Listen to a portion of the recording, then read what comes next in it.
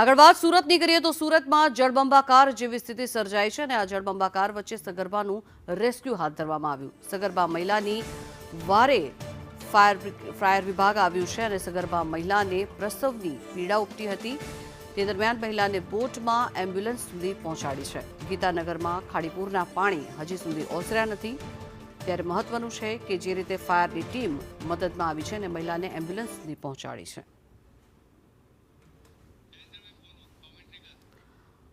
વધુ માહિતી મેળવીએ સંવાદદાતા જયેન્દ્ર આપણી સાથે જોડાયા છે। જયેન્દ્ર, શું સ્થિતિ છે સુરતમાં જળબંબાકાર જેવી સ્થિતિ, અને બીજી તરફ એક મહિલાને જે રીતે ફાયર વિભાગ લઈ જઈ રહ્યો છે, અનેક પ્રશ્નો અહીંયા ઉઠી રહ્યા છે। જી જયેન્દ્ર।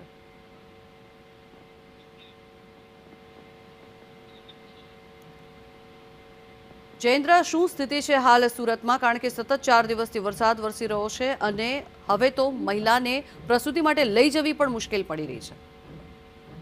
જી જગના, સુરતમાં જે રીતે ધોધમાર વરસાદ વરસ્યો હતો તેને કારણે સુરતના અનેકો વિસ્તારમાં પાણી તો ભરાયા હતા, પરંતુ પાણી ઓછું જતા ખાડીપુરની સમસ્યા સર્જાઈ હતી।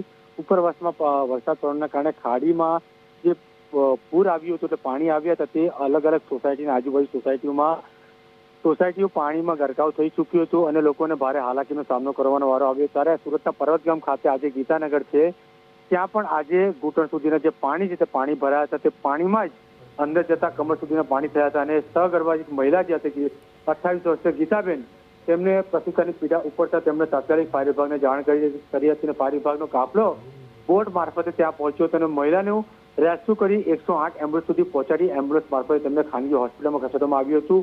આ સમગ્ર જે ઘટના થઈ રહી છે, ગઈ રોજ પણ લીંબાદ વિસ્તારમાં થયું હતું। એક બુજુર્ગ વ્યક્તિ હતા, તેમને પણ હોસ્પિટલ ફાયર વિભાગ દ્વારા બોટ મારફતે ખસેડવામાં આવ્યો હતો। ત્યારે કહી શકાય છે કે તંત્રના પાપે લોકોને ભોગવવાનો વારો આવી રહ્યો છે। તંત્ર આ વખતે મોટા દાવા કરી રહ્યા હતા કે ખાડીની સાફ સફાઈ કરવામાં આવી છે 3 થી 4 વખત, અને તેને કારણે આ વખતે પાણી આવશે નહીં, પરંતુ પાણી આવ્યું છે અને તંત્રને ભોગવવાનો વારો આવ્યો છે।